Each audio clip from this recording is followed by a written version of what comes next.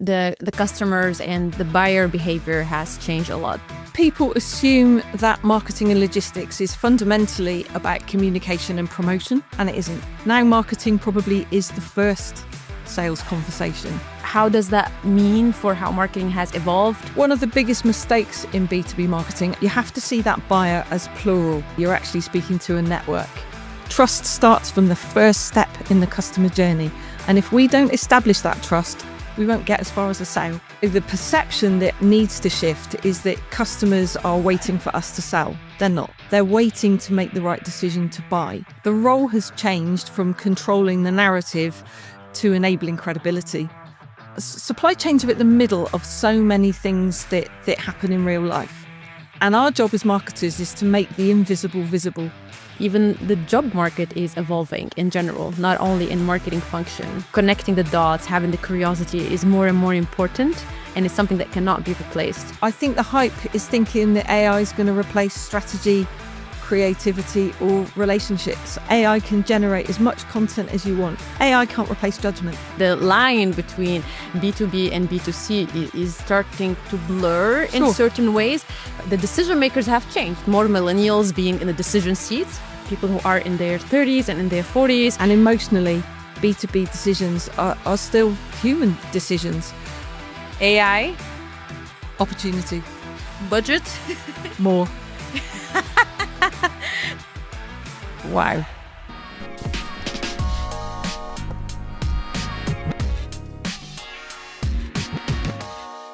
Hi, everyone, and welcome to the Ultimate Supply Chain podcast. My name is Ines Agerbi, and I am a global campaign manager at DHL Supply Chain.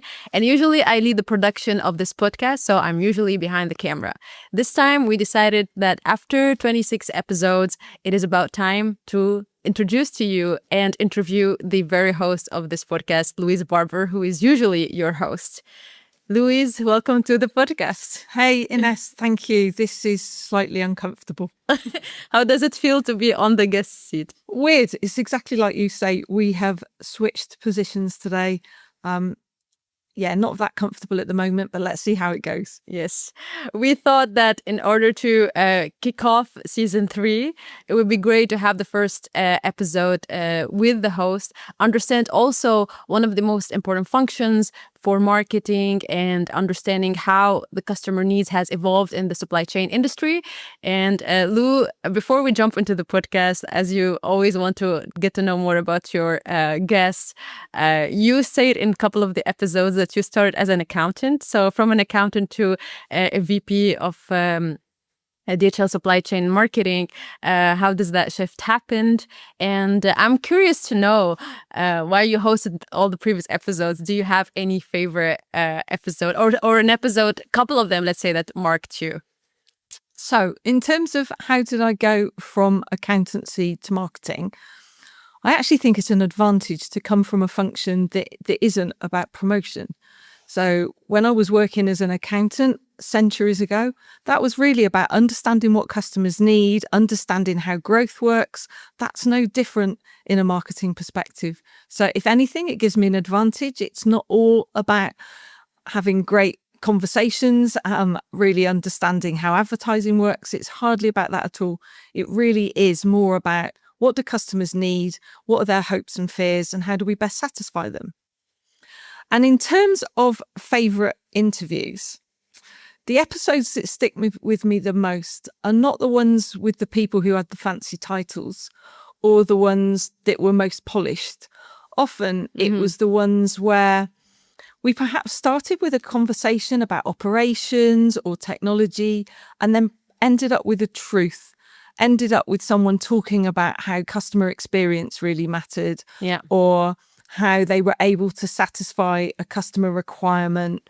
I think it's really those where we get to a human conversation and realise that at the end of the day, logistics is less about trucks and sheds and more about the outcome for a customer.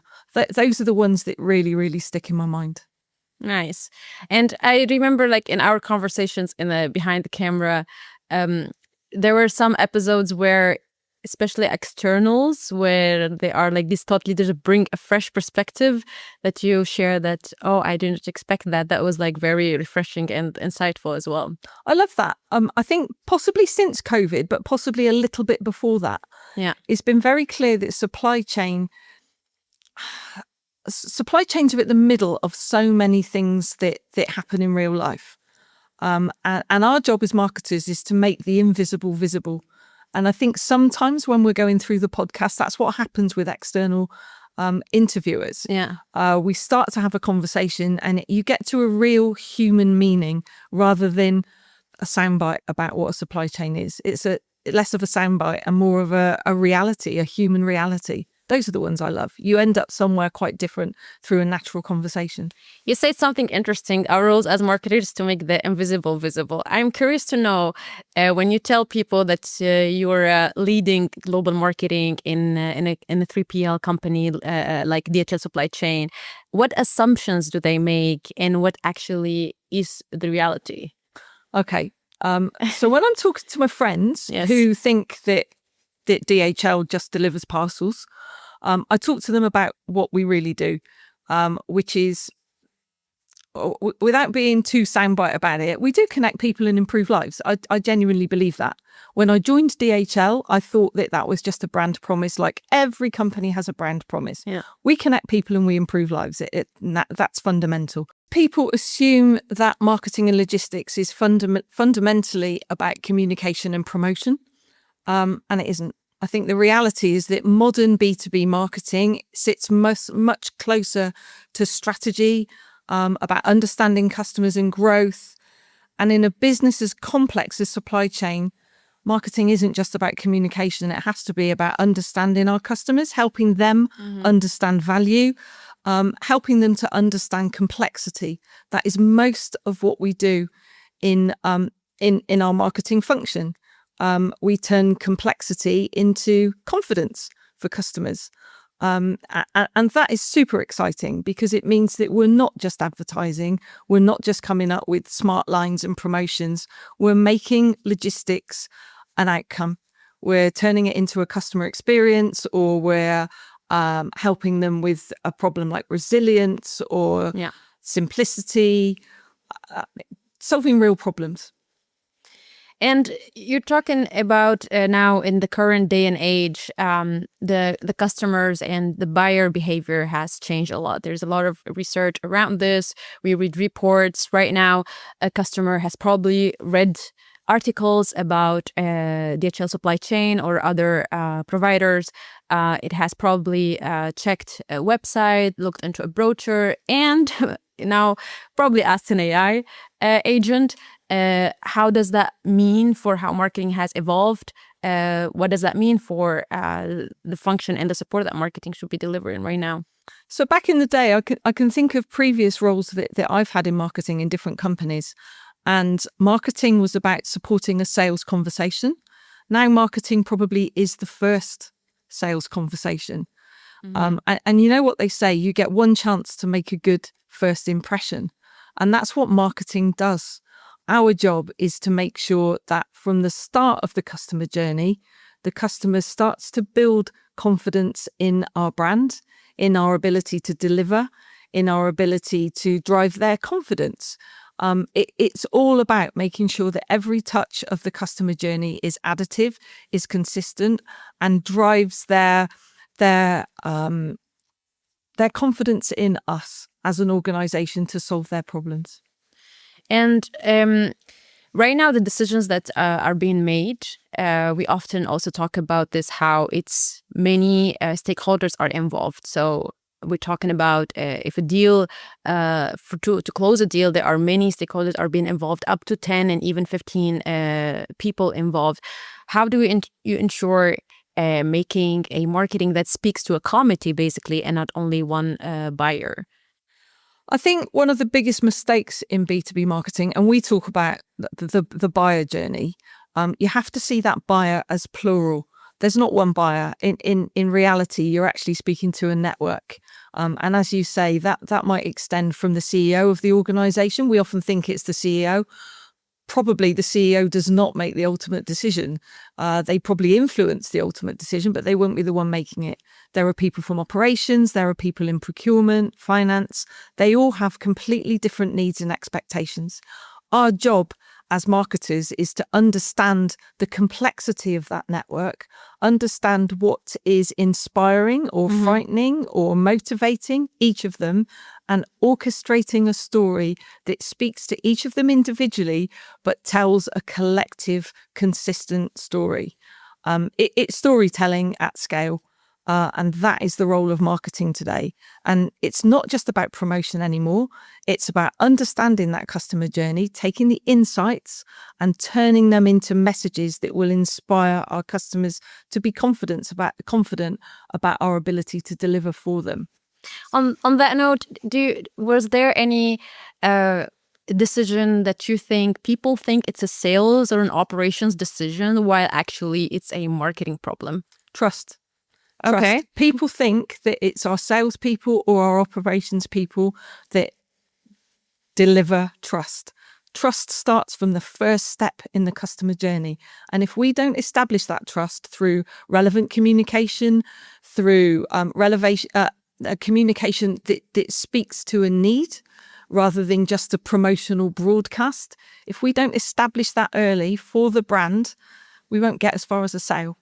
So for me, marketing is the thing that establishes that trust so we can eventually get to the sales conversation. We're the ones that open the door. I think now, in the same way that you talk about a committee for the buyers, it's a committee for the sellers. We're a growth function. And this won't work unless marketing, sales, business development, commercial teams, we all work together with the single aim. And I don't mean to be cheesy about it, but it is understanding the customer and delivering their problems, not necessarily telling the story we want to tell. It's less about advertising and more about trying to solve problems. What is the thing that you would like to change in that sense, like in terms of behavior? Sometimes also like culture generally affects this. What's the thing that you think, okay, we need to work on it? From a team's perspective in different functions in order to have that mindset of customer centricity shift. I think this is something that not only in the logistics company, but in general, a problem might occur. Definitely. I think in a world where we have radical communication is everywhere.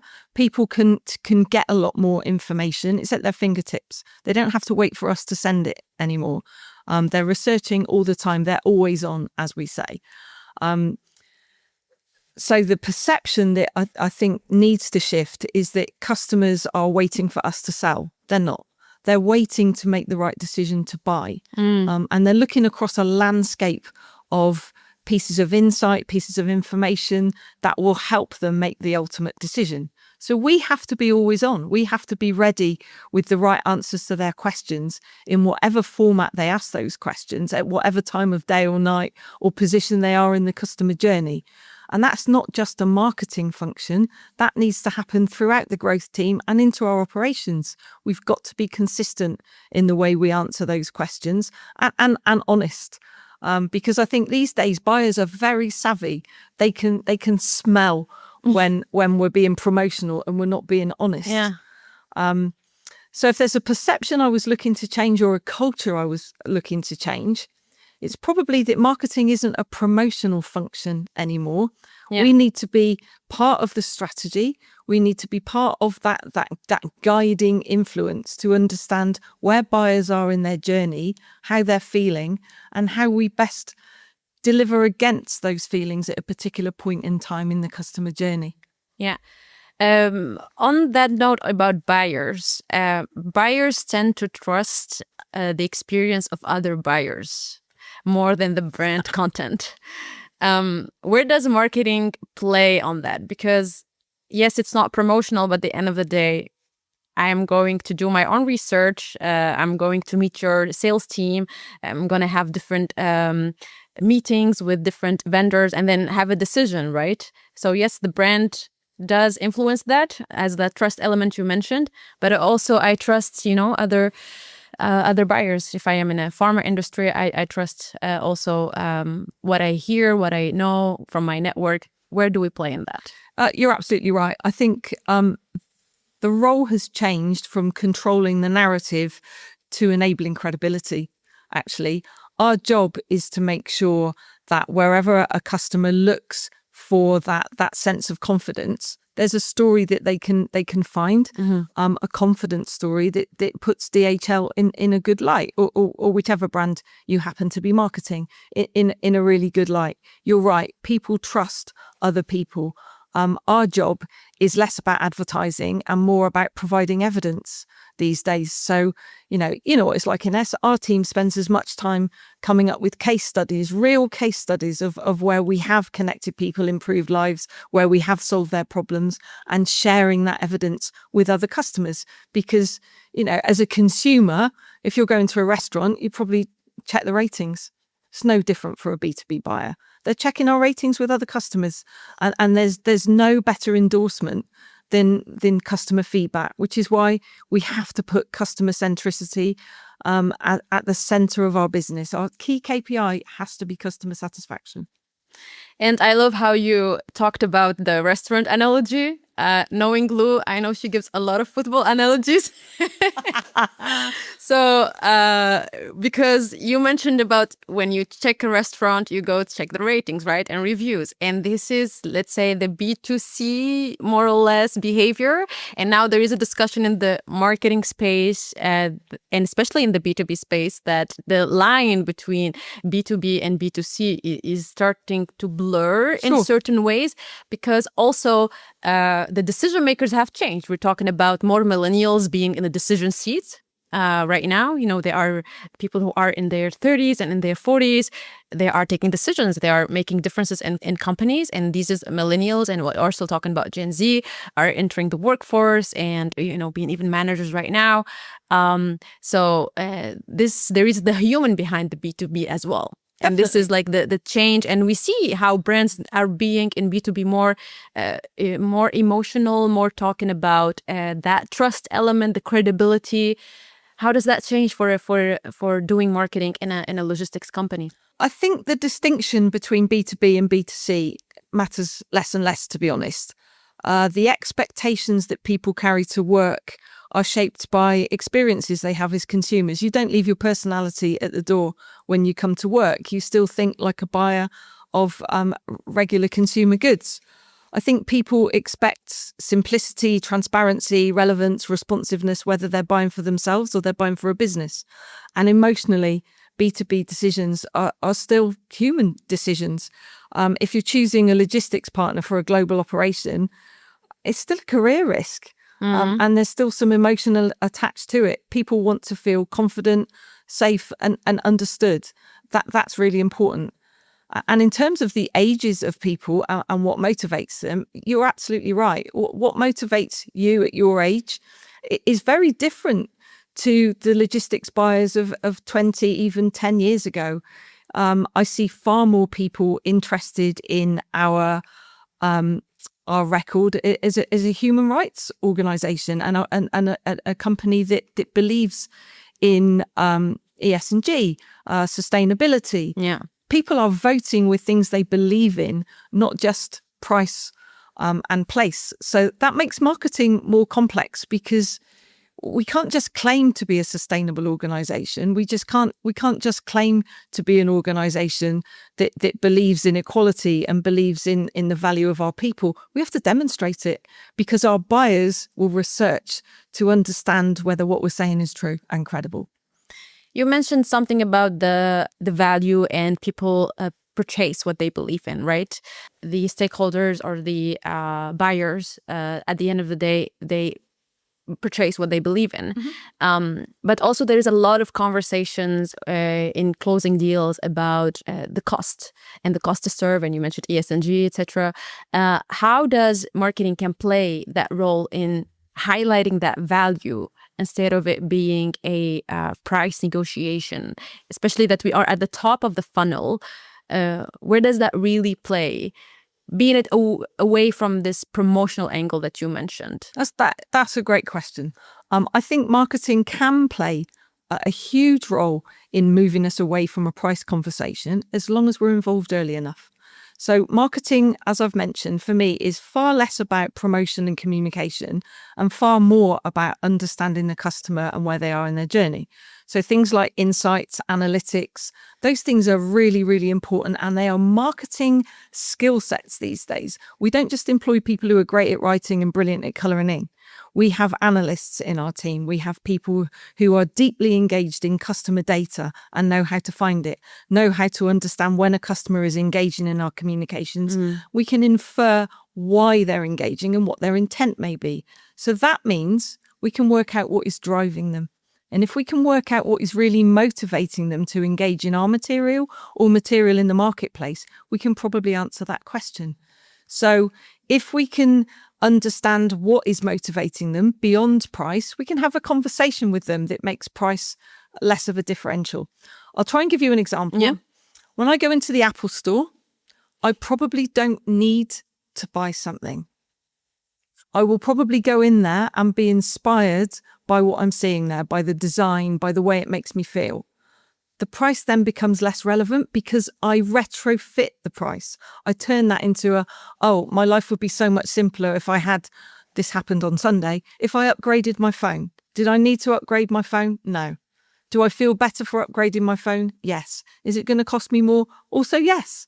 It becomes more of an emotional decision than a price decision. And that is where we have to try and move our customers.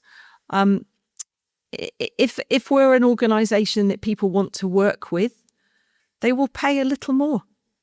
Yeah. You and I have had conversations. We were talking about, we were out with as a team a few weeks ago, and we were talking about where we were going to eat. And we made some decisions about where we would eat based on some PR we'd seen about one of the restaurants. We turned down one of the restaurants. Yes. But that restaurant was a lot cheaper than the one we ate in. It wasn't price that made our decision. It was partly our belief and partly our emotions. That's where we need to be. I would certainly select DHL because of what we stand for. And I know what we stand for, partly because of our marketing and what our brand says, how our brand speaks. That's how we've got to get customers to be. I want to be in the position where people want to buy DHL and then retrofit the price. For me, if we're a bit more expensive than the next person, we're reassuringly expensive. You are getting what you pay for. You are getting better quality. You are getting better assurance. You are getting more confidence because we're a better brand. And what do you think about when this brand promises in general clashes with operational challenges? How does a business can retrieve from that and get to that brand promise still? I think your brand represents your behavior. Your brand represents what you are on a long-term basis. Operational problems come and go.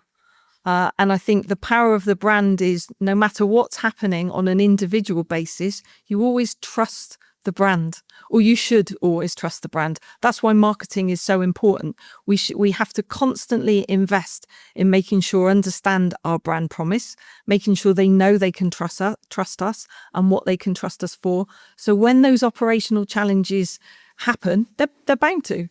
Yeah. Stuff happens. So they know they can still rely on us. That brand promise is always there in the background. And what marketing does is keep it always on. It's really important that we do that.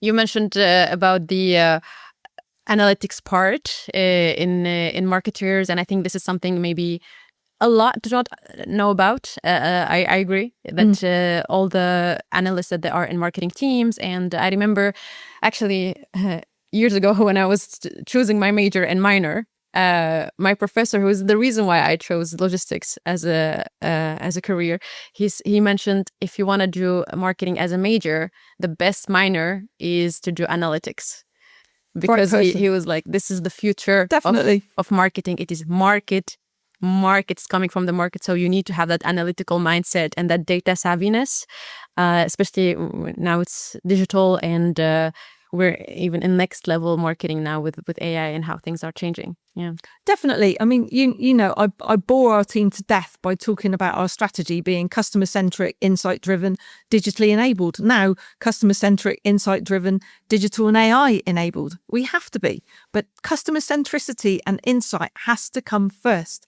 There is no alternative than really understanding what a customer wants. I can say what I want to sell all day long, but if the customer has no interest in it, no need in it, no inspiration for it, they're not going to buy it. We talked a little bit about AI there. You already mentioned it, which you're helping me. I think this is where it shows that you are the OG host of this podcast because it's helping me with my flow. So this is a research insight. I'm going to read it that AI's biggest B2B marketing impact in 2026 comes from prioritizing high intent accounts, optimizing campaigns in real time, and forecasting pipeline outcomes. AI agents are transforming B2B e-commerce, e-procurement systems now feature intelligent agents that understand natural language. This is one of the changes that are happening, optimizing and using AI in the industry already. AI is everywhere. I want to know from you, from your experience and as VP Global Marketing, what do you think is a real use right now and what do you think is just a hype? Wow, that's a lot. And it's a great question. And it comes up every day. I think the biggest real shift isn't AI generating content. AI has been generating content for a long time. It's like you said from that research, the real shift is AI helping us to understand intent, relevance, and behavior at scale. In B2B logistics, buying journeys are really long and complex. Yeah. And if AI can help us understand customer intent, which accounts are genuinely moving, where customers are in their journey, what they care about most and which opportunities really exist, then that means that we can meet them with the most relevant content. We can meet them with the most relevant solutions to the problems they're experiencing right now. And I think when marketing is relevant, that's when the trust builds most appropriately and most effectively. And I think AI can really help us with that. At the moment, as you know, it's a leap of faith to go from data to insight. And insight doesn't necessarily infer intent. And I think AI can help us get closer and closer to understanding intent where it really exists.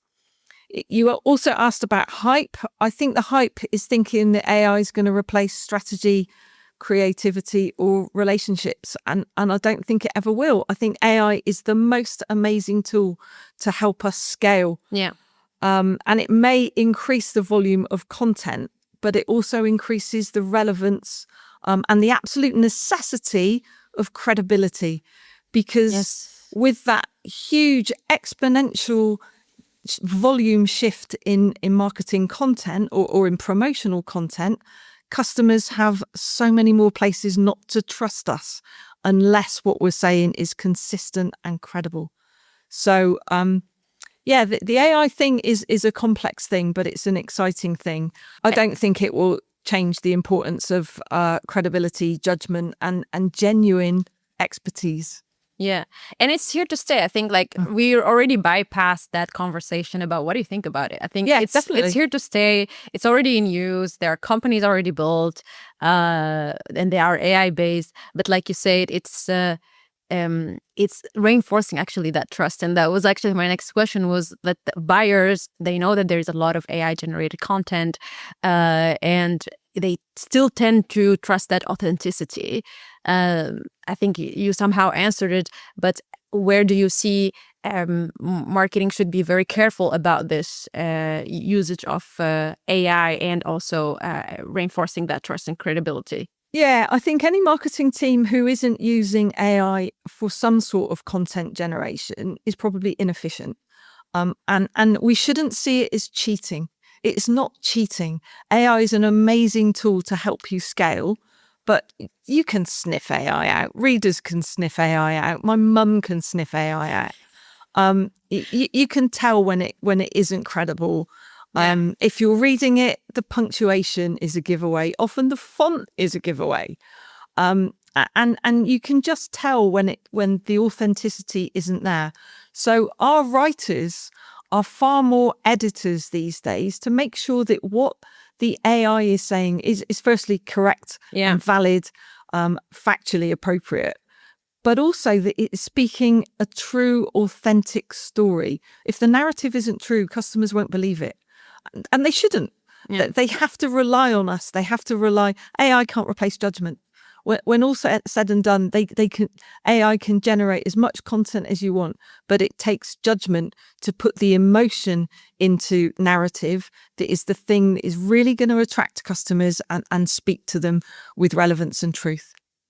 We talked about AI and how it has changed how we do marketing and how customers are interacting with our content. One of the most important types of content that actually do support buying decisions is thought leadership. Sure. And I've did some research and from the Content Marketing Institute found this is very interesting. It says that 96% of B2B companies produce thought leadership, but only a small fraction of subject matter experts actively contribute. So how does B2B marketers should invest better in thought leadership content, including really SMEs in that process, so the buyers can find that differentiator and see, okay, this is really reflecting someone who understands the operation, and this is what I want also for my company, and this is a great logistics provider. Thought leadership is a big subject. The number of times our internal stakeholders come to us and say, write a thought leadership piece. But a lot of content simply repeats industry trends that everybody already knows about. For me, thought leadership has to change how people think.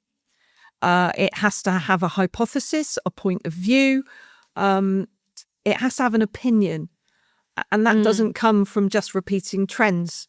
So it should perhaps reframe a problem or spot opportunities that the customer may not have thought about or we hadn't thought about for a discussion point, because it's almost like reframing for a brainstorm to come out with a different set of opinions.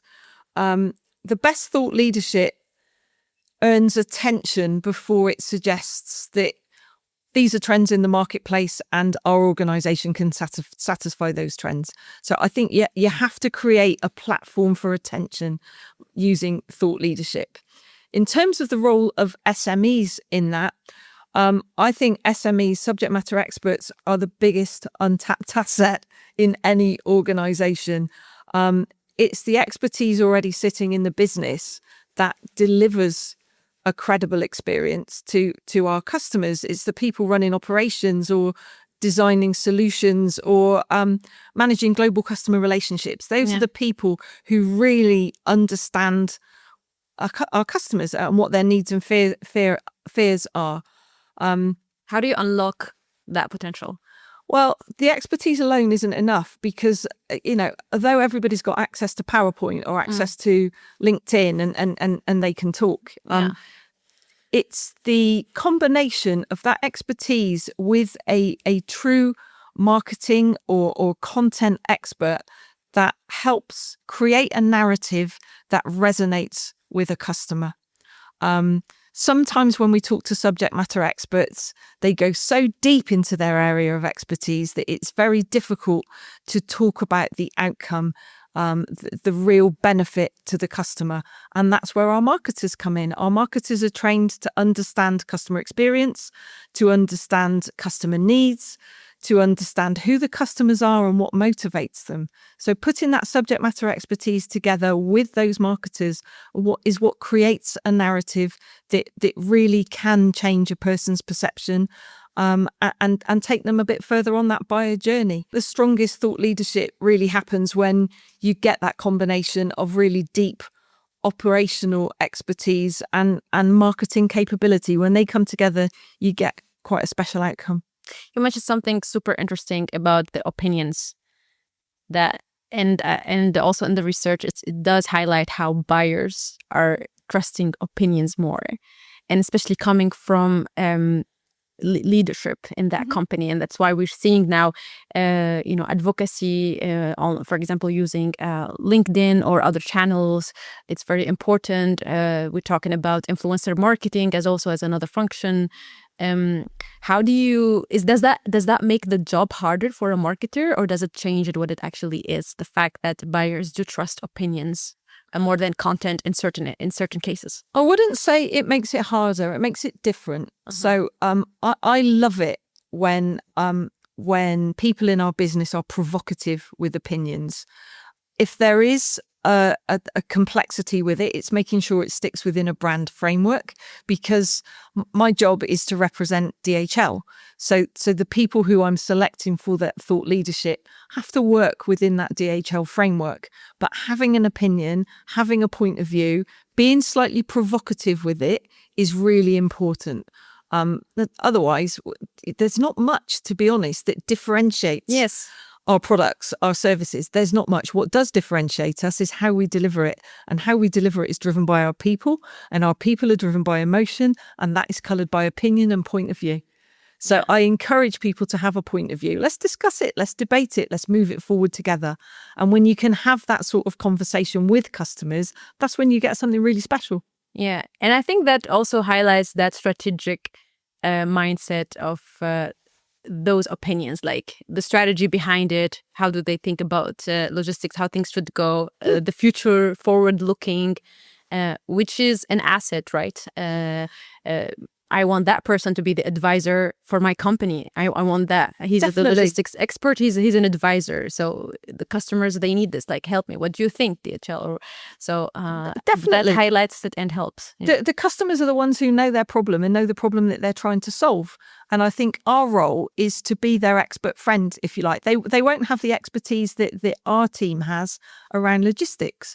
If your car breaks down, before you take it to a garage who's possibly going to do something to your engine that didn't need doing, you speak to your mate who used to be a mechanic, and your expert friend will give you that advice. That is the role that I would love to be able to play for our customers.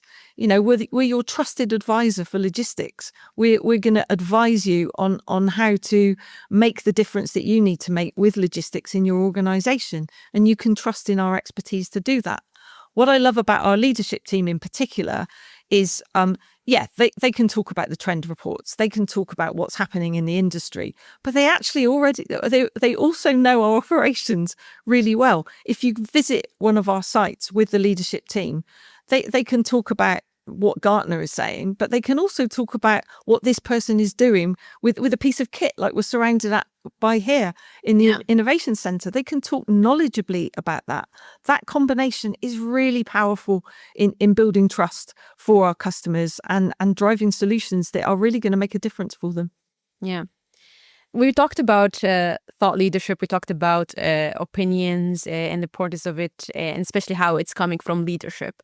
But I want to ask you about the future generation of logistics marketers, especially. What is an advice, or what is a POV of your own, a point of view that you would like to share with the marketers who want to join logistics, working in a logistics company, or also in the B2B setting? What would you be your take? I think the one skill or the one attribute that you need to bring to work every day is curiosity. You need to think about what our customers need. Yeah. You need to be hugely customer centric and hugely curious. I think marketing of the future is going to be far more about orchestration than it is about advertising or about promotion. Yeah. We talk about that multi-threaded customer journey in B2B, 10, 12 people influencing a buy. You've got to influence all of those people at once and orchestrate that message such that they can all receive it in timescales that work for them, alongside their buy journey and their timescales for that buy. So I think marketers have to be far more business and strategy savvy than perhaps they've been encouraged to be in the past. We're not looking for people who are great at PowerPoint. That's the end of the journey. Marketing needs to work far more upstream with business strategy, because the insight that marketing can uncover, if you can get to the business with that insight to help shape targeting, to help shape where the business can develop in the future, find those niche markets that are untapped. That is the role of marketing. Yes, there's the back end where we promote, we talk, we advise, but it's a very, very wide spectrum. Yes. And the marketers of the future are going to need to cover all of it or niche within it. And I think increasingly the content piece at the end can be influenced by AI. I still don't think that there will, for me at least, and perhaps this is an age thing. I don't think there's an alternative to really beautiful writing. I can definitely tell what's been written by a machine and what's been written by one of our writers. And our writers in DHL, I can tell them apart from their style, and I enjoy that. So, yeah, I think orchestration for me would be the thing. Definitely investing in technology and thinking every day of the week, how can AI make this more efficient? How can AI make this more effective? But how can it enable me to do my job better, not to stop me having to do my job? Yes, I love that. And it rhymes also with a lot of when I read about AI and how even the job market is evolving in general, not only in marketing function, how this quality of connecting the dots, having the curiosity is more and more important. And it's something that cannot be replaced by technology, because you have so many now, let's say AI agents also, even not only in logistics, but in general, that are doing the specialized work. You still need the human to orchestrate, to judge, You do. to tell the difference, to make the strategy out of it, and that actually perfectly also fits for marketing. We're heading to my favorite section of this. Which is very short questions, and just I'm going to say a word and you tell me what's the first thing that comes to your mind. Word association. So I will say a couple of words and you tell me what's your first thing comes to your mind. Okay. Brand. DHL. Data. Analytics. Customer. Wow. Customer insight. AI. Opportunity. Budget. More. Storytelling. Love. My favorite thing. Love storytelling. Great. Innovation. Essential. Amazing. We're actually recording in the Innovation Center in Troisdorf. It's one of the 4 innovation centers we have in the DHL group. Interesting. AI yesterday told me that we have 10. Really? See, this is why you need to always fact check. Definitely. 10 innovation centers. I want to know where the other 6 are. And can I have 4. the budget? We do have 4. Great. Now we're going to say, is it a hot take or a safe take? Okay, I'm going to give you a take and then you tell me, is it a hot take or a safe take? LinkedIn is still the most important channel for B2B marketing. Safe. Most B2B companies waste money on trade shows. Oh, that's a tricky one. I think B2B marketing went through a trend of moving away from things like trade shows during COVID because people weren't getting together. Yeah. But I'd still think B2B marketing relies to a certain extent on relationship and meeting people, looking people in the eyes, really important. Trade show is a great place to do that. Great. CMOs, which is Chief Marketing Officers, should own revenue targets, not just brand metrics. Do you know what? I'd be up for that because I genuinely think that my job is to help grow the business. So yeah, I'd take a number all day long. Yes, great. And we see even also in the tech world, there is the Chief Revenue Officers, titles are changing. Well, the way we measure marketing, Yes. Look, we look at brand awareness, but we also look at how we impact our most important customers. Yeah. Are our most important customers the ones who are driving the biggest growth, engaging with our marketing? And if they're not, I'm not doing my job. Great. In 10 years, B2B buyers won't talk to a human until the contract stage. I can see a world where B2B buyers won't talk to a customer until the contact stage. I can see that. I think it will be a shame because I think perhaps what we could replace the attraction part of the customer journey with something that is fully online. But I would be really surprised and a bit upset actually if it isn't based on the trust of a human being to deliver for you. Yeah. So I would hate for it just to turn into a contract. I think it's a relationship. Let's see what happens. I mean, 10 years is also not a lot, but a lot can happen in 10 years. Definitely. Last hot or safe take, the biggest competitor to your marketing isn't another company. It's internal indifference. Totally agree. Great. Lou, you are the original host in Millennial Gen Z language. You are the OG host of this podcast. What is a question that you wished I have asked you? Do I normally ask people this? I think I do, don't I? Is there anything that you wish I'd asked you that you haven't? I think maybe one thing I certainly haven't talked about enough is why I still genuinely enjoy this industry as much as I do. Not just logistics, but marketing and logistics. At the top of our conversation, we talked about how my friends, what they ask me and what I tell them about marketing in a logistics company.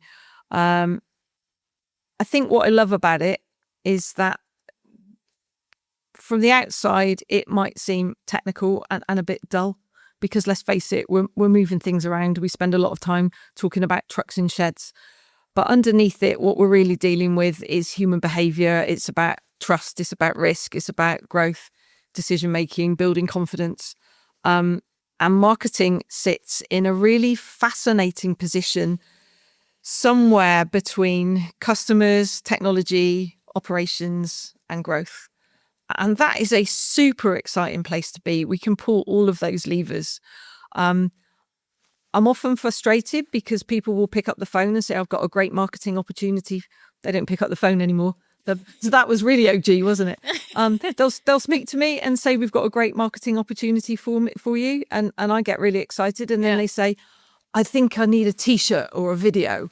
Wow. Don't come to me with the outcome. Yeah. Don't come to me with the solution. Come to me with the problem. And then let's work together to understand how we're going to influence that customer in a slightly different direction. That's what's exciting about marketing for me. We've got all of the solutions at our fingertips. And when we bring them together, we really can connect people and improve lives. Great. It's been really great pleasure to interview you. Thank you for this opportunity. And I hope you enjoyed it as the guest. I know it's a different feeling. I've loved it. I think you should take over as host of the Supply Chain Pod. You're amazing. I've learned a lot from you. Thank you. Thank you. And thank you everyone for listening. Expect the next episode with Lou hosting and also interviewing more thought leaders in the industry. And with this, we're very happy that you're still loyal to the podcast and its third season. Thank you very much. And don't forget to drop your questions if you have any. We'd love to answer them in the next episodes. Thank you.